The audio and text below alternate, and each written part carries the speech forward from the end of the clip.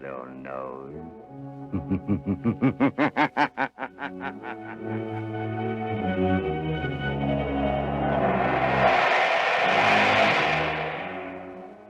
Blue Coal presents The Shadow, the mystery man who strikes terror in the very hearts of shopsters, lawbreakers, and criminals. Today, Cold Death. Ladies and gentlemen, an event of unusual interest will be broadcast from this studio at the end of the program. Be sure to listen. And before today's exciting adventure with The Shadow begins, I'd like to offer a suggestion for home heating comfort. The next time you need fuel, order Blue Coal, America's finest anthracite. You don't have to get a full supply. The Blue Coal dealer will be glad to send you a trial ton.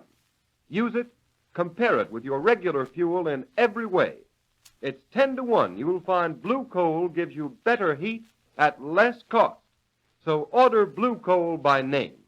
Phone your order to your nearest Blue Coal dealer tomorrow.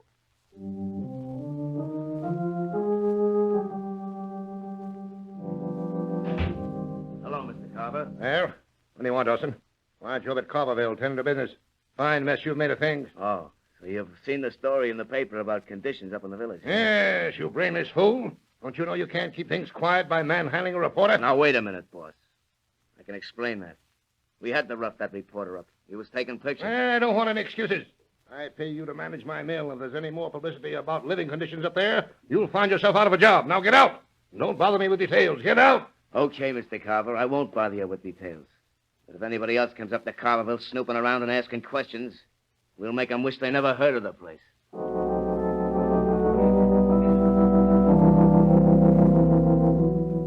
Commissioner Weston, I tell you it's an outrage. Don't you agree, Cranston? It's a pretty sorry state of affairs, Commissioner. Granted, the conditions existing in this little mill village Daniel Carver owns are an outrage. Why, he ought to be kicked out of this club. What do you think, Cranston? I agree, if the newspaper accounts are true. Sickness, half a dozen deaths recently. The authorities ought to be able to do something about a man like Carver. Apparently not. He owns Carverville, lock, stock, and barrel. Speak of the devil, here's Carver now. Yeah, good evening, gentlemen. I gather you're discussing me and the maliciously distorted story about Carverville that appeared in the papers. As a matter of fact, we were, Mr. Carver. Won't you sit down and give us your side of the story? There's nothing to discuss. There isn't one word of truth in that reporter's story. The people in Carverville are perfectly satisfied. They don't complain. Perhaps they don't dare. They have no reason to complain, Cranston. I give them work in my mill, provide them with homes. Homes?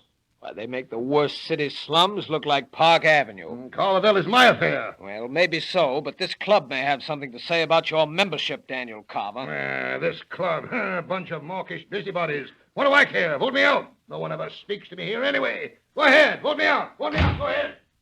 Must be some justice, some law. Oh, he's within the law.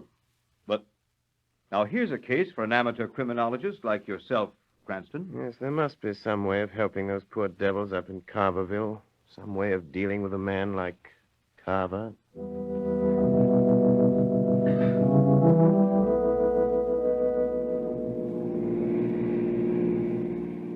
Lamont Cranston, would you mind telling me the reason for this long drive in zero weather? You'll soon see the reason, Margot. We're now entering Carverville. Take a good look at it. Oh, how drab. How awful. Look, Lamont, broken windows stuffed with paper. I'm beginning to understand why you're here. But how did you hear about it? Daniel Carver, the man who owns this charming little mill village, is a fellow club member of mine. What are you going to do, Lamont? I don't know exactly until I've talked to some of these people. As Lamont Cranston or the Shadow? As a nameless social worker for the present, Margot, but I have a strong hunch the Shadow will have to play a big part if anything is to be done to help these people. Here we are. You want some gas, mister? No, thanks, but could you tell me how to get to Mrs. Tucker's house? What do you want? Ma Tucker's got enough trouble already, what with her old man and kid dying since the cold set in. I read about it in the papers. We've come here to help. Listen, mister. Carverville folks ain't got much, but we ain't asking or welcoming no nosing around from strangers. If you'll just point out Mrs. Tucker's house, I'll see what she has to say. Right over there by the creek. But don't say I didn't warn you, mister. Thanks. Come along, Margot. I may need your help to get Mrs. Tucker's confidence. Well, I'll do anything I can. You know, Lamont, there's something terrifying about this village. How so? Oh, that man and the way people are watching us from behind curtains in the windows of every house along the street. You're afraid of something, Margot. Of what? That's just what I hope to discover in this house. Oh, there's something sinister about this place. Wait, Margot. Someone's coming to the door. What do you want, mister? Are you Mrs. Tucker? I'm Ma Tucker. What do you want? May we come in? You say what you got to say. Please, You- Mrs. Tucker, we've come to help you. No, you... Oh, all right. Come in. It don't matter. Nothing matters now. Thank you. Mrs. Tucker, we realize you've been through a terrible ordeal.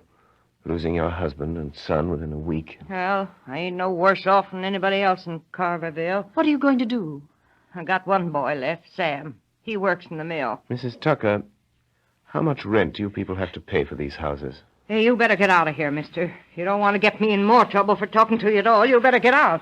Who would make trouble for you because you talk to us? Never you mind that, mister. And if you know what's good for you, you'll get out of Carverville before Dawson and the others from Carverville get here. Hey, Ma, who are these folks? This is my son, Sam. Hello, Sam. Well, howdy.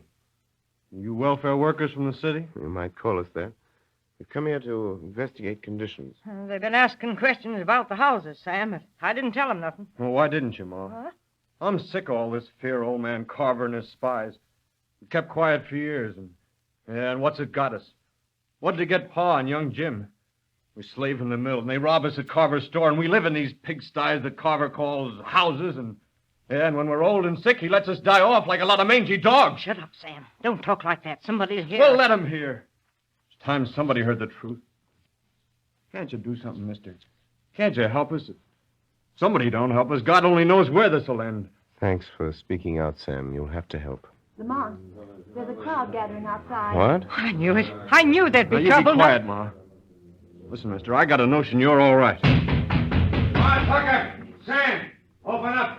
We're going to chase them smart alecky strangers out of town, like we did that reporter. Listen, Sam. We'll have to leave or there'll be trouble. But will you meet me in the next town in a couple of hours? I've got to know everything that's been going on here if I'm to help you. Yeah, I'll meet you. Look for my car on Main Street. Come on, Margot. Keep close to me.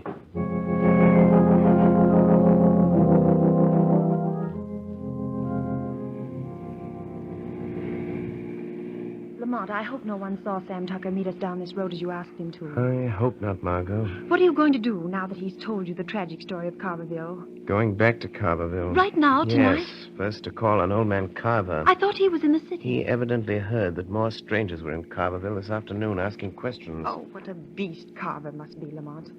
If he could only be made to see the misery and suffering he's caused. He's going to see it, Margot, tonight. Lamont, there's Carverville. Oh, not that I'm afraid, We're but... stopping. That's Carver's house right ahead there. Yes, I see a light downstairs, Lamont. What are you going to do? Margot, do you remember Scrooge in Dickens' Christmas Carol? Yes, and Carver is worse than Scrooge ever thought of being. Tonight, Daniel Carver is going to feel more remorse than Ebenezer Scrooge ever did. He deserves it.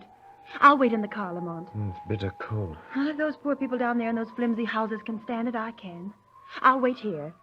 But how are you going to make Carver visit those poor people? Margot, tonight Daniel Carver is going on a sightseeing tour. Personally conducted by the Shadow.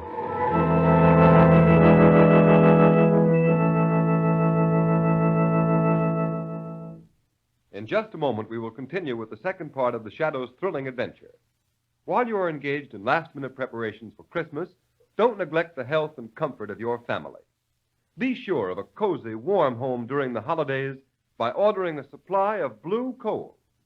No matter how cold or how mild the weather, blue coal is the most economical fuel for heating or cooking purposes. Up in the Arctic regions, where the temperature today is at least 60 degrees below zero, fur traders and trappers are keeping warm with blue coal. They've used other fuels only to find that blue coal will keep them warm more economically than any other fuel. Blue coal is a Pennsylvania anthracite, the fuel that burns long and steadily. It is the fuel that furnaces, parlor stoves, and cooking ranges in New England were especially designed to burn. And the finest Pennsylvania anthracite is blue coal, mined by the Glen Alden Coal Company, employing American labor, and it is transported by American railroads. Every carload is laboratory tested for purity and uniform size before shipment. Blue coal comes in all domestic sizes: egg, stove, chestnut, and pea size.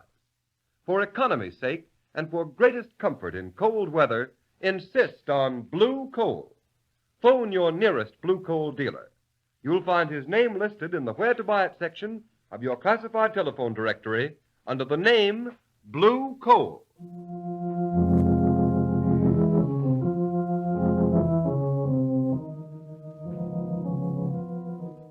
Dawson, I told you if there's any more trouble up here in Carverville, I'd fire you, didn't I? Yeah. Yeah. Well, there ain't been no trouble, Mr. Carver. Not yet.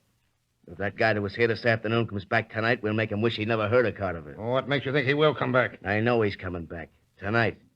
You got Sam Tucker to meet him down in the next town. How do you know that? I took a rubber hose to the kid when he came back about an hour ago.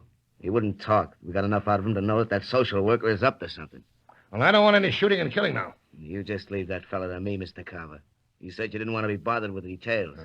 What are you going to do, Dawson? Nothing much. But don't you worry. There ain't no law against a fella being shot accidental while he's snooping around in the dark. You just leave the details to me. So long, boss. Yeah. I was a fool to come up here from the city tonight. No cold country house.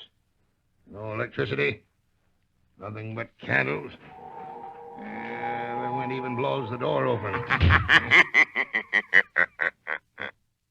What was that? Who blew out that candle? The wind. The wind blew out the candle. Are you afraid of the dark, Daniel Carver? Who are you? What do you want? I have no money here. I don't want your money. I have come for you. Who are you? I've been called fear, conscience, remorse. But I am best known to your kind as the Shadow. The Shadow? I don't believe in things like that. You're a man. I hear your voice. If you're one of those stupid fools from the village, you've got any idea of killing me, you'd better think first. You'll hang for it. Since you will not believe that I am the Shadow, let us pretend I am one of those unfortunates from your village. Let us pretend that here in the darkness I am standing with a gun pointed at your heart.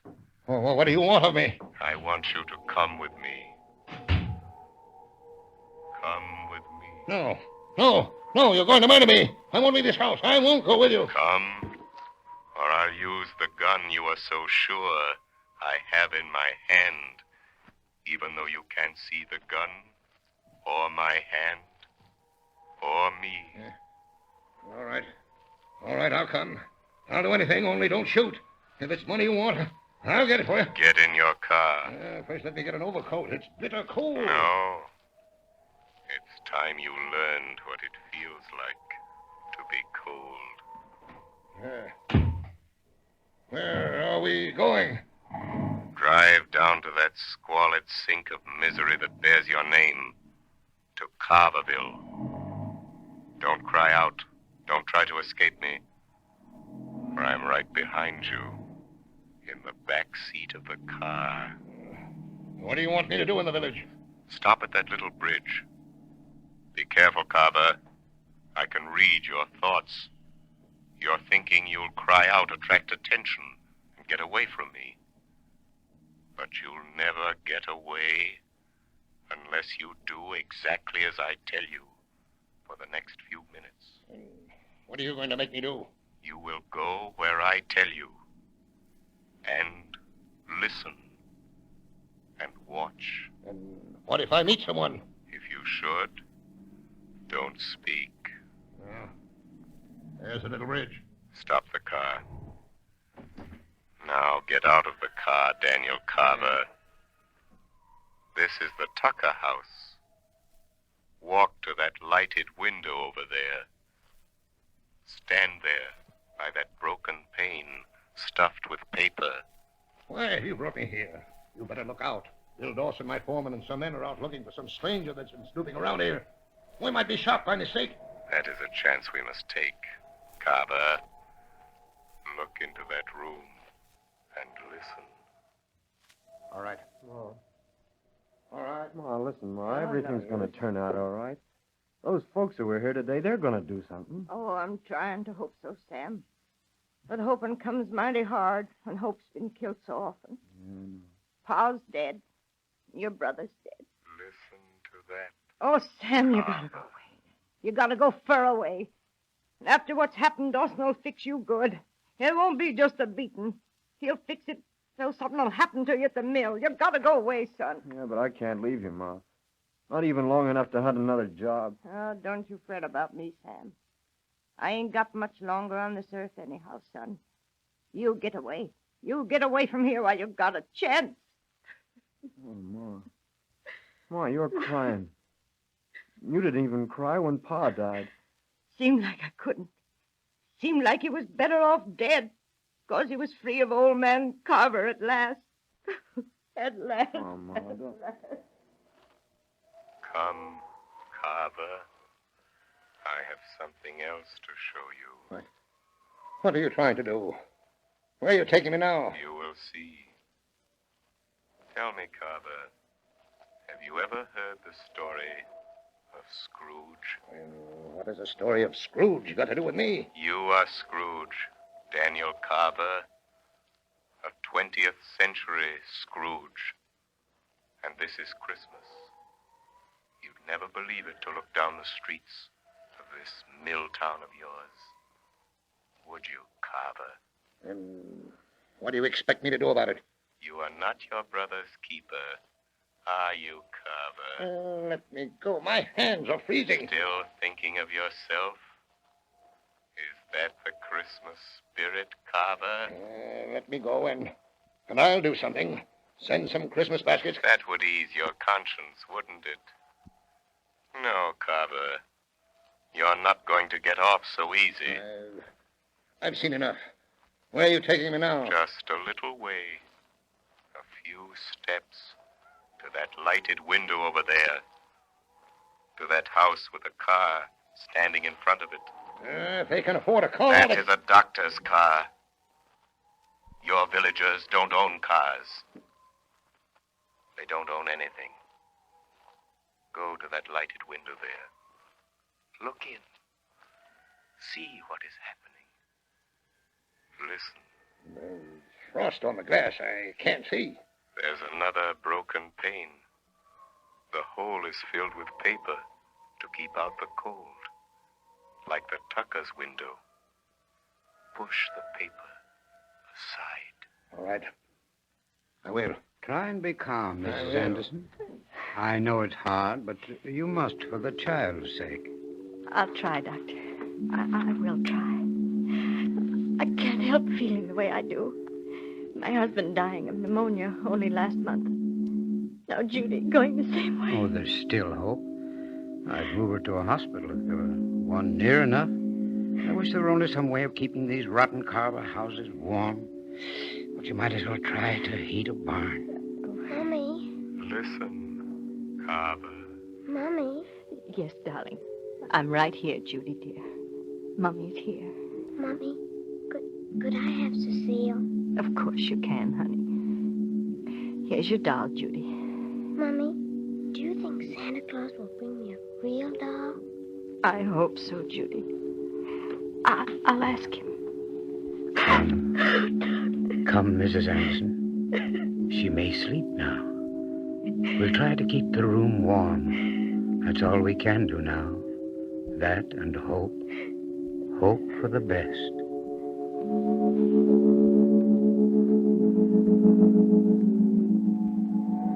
Look at that child, Daniel Carver.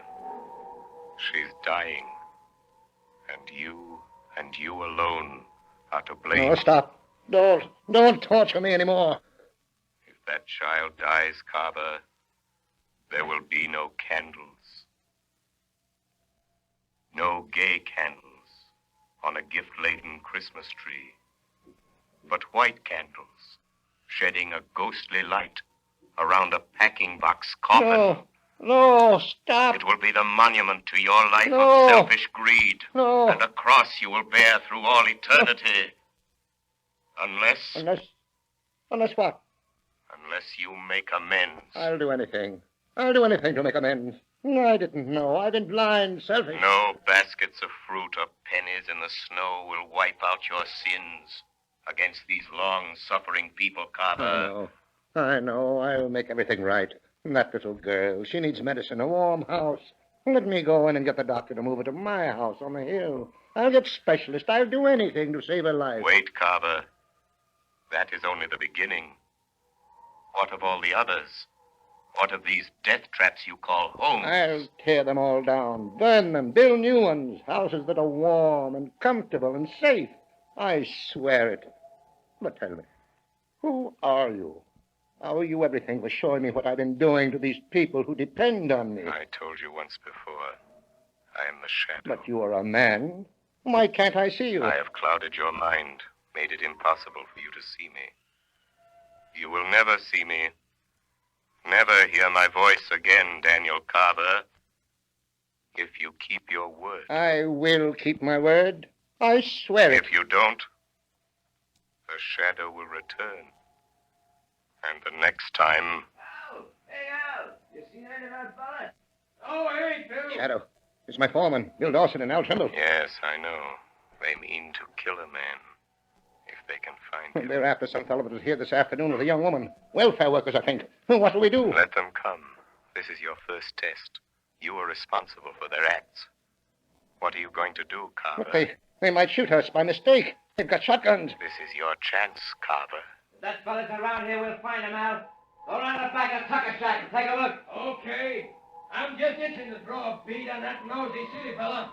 Now's your chance to deal with Dawson. What are you going to do, Carver? I'll show you. Just watch me. Don't shoot. Dawson! Dawson, don't shoot. It's me, Carver. Carver. Hey, what are you doing here?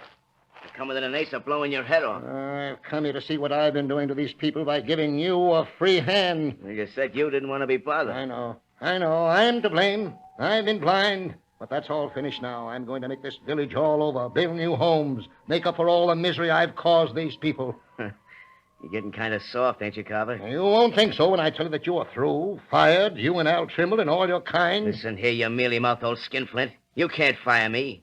I've done your dirty work too long. You get out of Carverville, you're through, Dawson. Yeah? That's what you think. You and nobody else is firing me. Put down that shotgun, Dawson. You'll hang for this. The devil I will. It'll be an accident. An accident like what's going to happen to that city. Dawson, don't you pull that trigger, you fool. Say your prayers, you rat. Ah! You missed. No, something knocked the gun up in the air. You didn't, Carver. You couldn't. Something just about knocked the gun out of my hand. You are quite right, Bill Dawson. I saved you from committing a cold-blooded murder. What was that? Who said that? The shadow, Dawson. Shadow? A ghost? Call me what you like, but I am here, helping Daniel Carver, helping the people of this village. Bill! Hey, Bill! Dawson! You get him? Al, come on. We're getting out of here. Something just talked to me. You must be drunk, Bill. Hey, what's that over there? It's old man Carver. But it wasn't him. It knocked my gun right out of my hand. Come on, I tell you, this place is haunted. There ain't no such thing. Oh, yeah. Listen to that. Where is it? Come on, tell me. Where's it coming from? Who's that laughing? It ain't Carver. Yeah, it did sound kind of like a ghost. I don't see nothing. Go quickly, both of you. Get out of Carverville and don't come back. Come on, Al, you fool. Let's get out of here. Hey, Bill, wait! Wait, don't leave me here alone with that thing. Wait! Shadow, are you still here? Yes, Daniel Carver. Oh, thank you, whatever you are. Thank you for saving my life. I saved you because you have much work to do. If there was only some way of repaying you for making me see the truth, you should have credit for all this. Just bring happiness to the people of this village, Daniel Carver. That will be your repayment in full to the shadow. I'll do it. Look, Carver, the people of the village are getting up enough nerve to come out of their houses. I'll call them all together right now. I'll tell them what I'm going to do. I'll make this the happiest Christmas season they've ever had. Yes, I believe you will, Daniel Carver. What happened in here? Who's that? Yeah, who's been shooting? Anybody hurt? Hey, golly, It's Mr. Carver. What's he doing here? What do you want, Mr. Carver? Wait a moment. Wait a moment, all of you.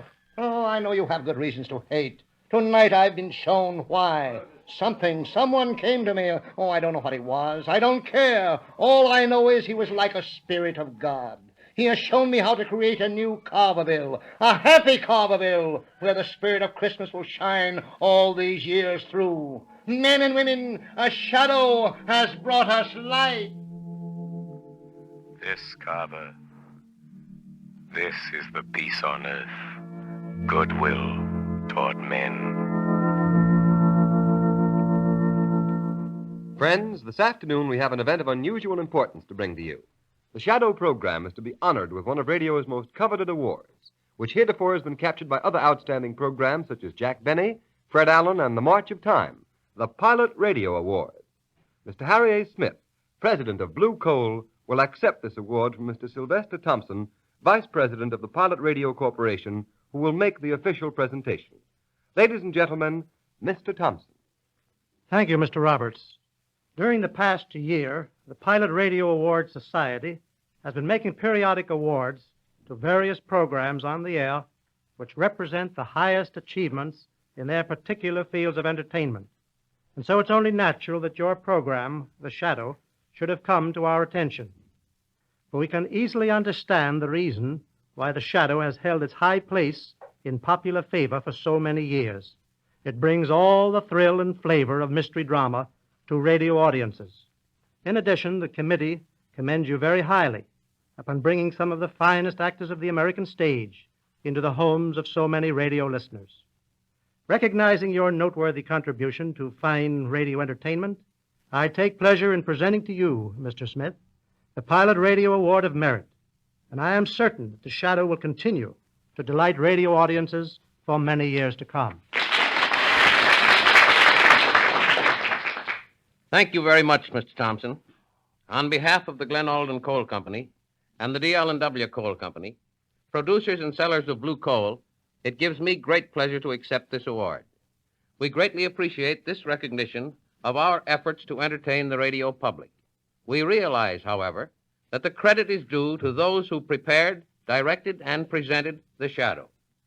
The Blue Coal Dealers of America join me in expressing their appreciation to our very able artists who have presented this entertainment, and our thanks to you for this recognition of their efforts. I assure you that they will endeavor to keep their future presentations of the same high quality that we endeavor to maintain in every ton of blue coal.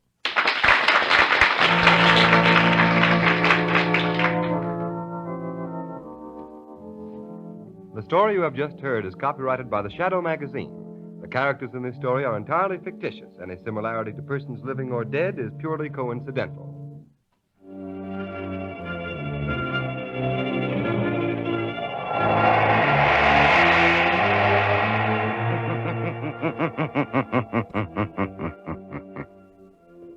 The weed of crime bears bitter fruit. Crime does not pay. The Shadow knows.